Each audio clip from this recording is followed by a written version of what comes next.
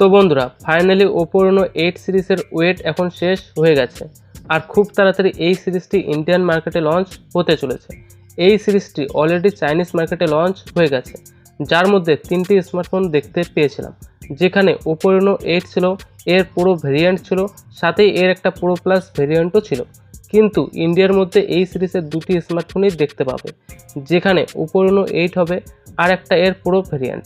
এই 2টি স্মার্টফোন সম্পর্কেই অনেক ইনফরমেশন সামনে চলে এসেছে, আর এটাও শোনা যাচ্ছে যে এই সিরিজটি 21শে জুলাই ইন্ডিয়ান মার্কেটে লঞ্চ করা হবে। তো বন্ধুরা, আজকের এই ভিডিওর মধ্যে কথা বলবো এই সিরিজের 2টি মোবাইলের স্পেক্সকে নিয়ে, এর ডিজাইনকে নিয়ে, এর সাথেই কথা বলবো এই স্মার্টফোনগুলো ইন্ডিয়ান মার্কেটে কি প্রাইস পয়েন্টে দেখতে পাবো। তো সব কিছু জানার জন্য ভিডিওটিকে শেষ পর্যন্ত দেখতে থাকো স্কিপ না করে, আর চ্যানেলটিতে প্রথমবার এসে থাকলে চ্যানেলটিকে সাবস্ক্রাইব করে দিও। তো বন্ধুরা, যেমনটা তোমরা সবাই জানো, Oppo Reno7 সিরিজ অনেক পপুলার ছিল আর অনেক ভালো স্মার্টফোন এই সিরিজে প্রোভাইড করা হয়েছিল। আর এখন এই সিরিজেরই আপগ্রেড ভার্সন Oppo Reno8 সিরিজের মধ্যে দেখতে পাবে।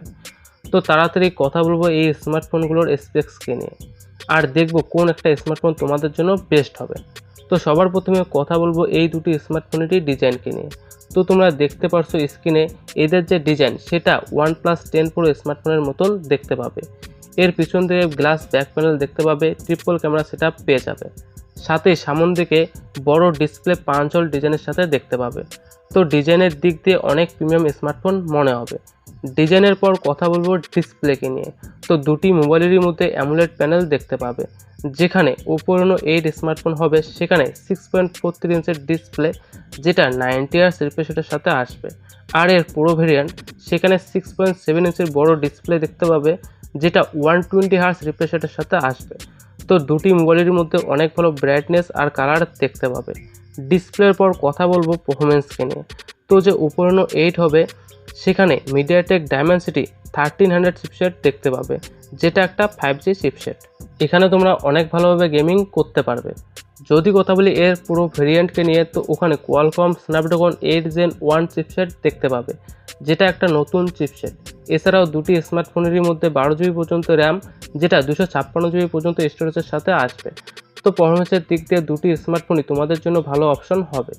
পারফরমেন্সের পর যদি কথা বলি ক্যামেরাকে নিয়ে, তো 2টি মোবাইলের মধ্যে পিছন দিকে ট্রিপল ক্যামেরা সেটআপ পাবে, যেখানে মেন সেন্সার 50 মেগাপিক্সেল, যেটা সোনি IMX766 সেন্সার হবে, সাথেই ওআইএসও পেয়ে যাবে। এছাড়াও 8 মেগাপিক্সেলের আলট্রা ওয়াইড অ্যাঙ্গেল লেন্স এবং 2 মেগাপিক্সেলের মাইক্রো লেন্স দেখতে পাবে, আর সামনে 32 মেগাপিক্সেলের সেলফি ক্যামেরা পেয়ে যাবে। তো বিশেষ করে এটা একটা ক্যামেরা সেন্ট্রিক স্মার্টফোন হবে, আর অনেক ভালো ক্যামেরা পারফরমেন্স এখানে পেয়ে যাবে। এরপর কথা বলবো ব্যাটারিকে নিয়ে। তো এখানে 4500 mAh বড় ব্যাটারি দেখতে পাবে, যেটা 80 ওয়াটের ফাস্ট চার্জিং সাপোর্টের সাথে আসবে। তো ব্যাটারি ব্যাকআপ 2টি স্মার্টফোনেরই মধ্যে অনেক ভালো পাবে, আর এখানে 80 ওয়াটের চার্জার পাবে, যার কারণে খুব তাড়াতাড়ি চার্জ করতে পারবে। যদি কথা বলি 2টি স্মার্টফোনেরই কিছু অন্য ফিউচারকে নিয়ে, তো এখানে ইন ডিসপ্লে ফিঙ্গারপ্রিন্ট সেন্সার পেয়ে যাবে, সাথে 3.5mm অডিও জ্যাক পাবে। সাথে এই 2টি স্মার্টফোনই Android 12 এর সাথে আসবে। তো 5G কানেক্টিভিটির সাথে সাথে অনেক ভালো স্পিডও এখানে পেয়ে যাবে। যদি কথা বলি 2টি মোবাইলেরই প্রাইসকে নিয়ে, তো Oppo Reno8 35,000 এর আশেপাশে পেয়ে যাবে, আর এর পুরো ভেরিয়েন্টের প্রাইস 39,000 এর আশেপাশে দেখতে পাবে। এর সাথে 2টি স্মার্টফোনই 21শে জুলাই ইন্ডিয়ান মার্কেট লঞ্চ হতে পারে। তো বন্ধুরা, এই হলো সম্পূর্ণ ইনফরমেশন Oppo Reno8 সিরিজের 2টি স্মার্টফোনেরই বিষয়ে। তোমরা নিচে কমেন্টস করে বলবে তোমরা কি ভাবো এই মোবাইল দুটোকে নিয়ে। তো আজকের জন্য এতটুকুই। আশা করি ভিডিওটি ভালো লেগেছে, আর যদি ভিডিওটি ভালো লেগে থাকে তো ভিডিওটিকে অবশ্যই লাইক, কমেন্ট, শেয়ার করে দিও। আর চ্যানেলটিতে প্রথমবার এসে চ্যানেলটিকে সাবস্ক্রাইব করে দিতে ভুলবে না।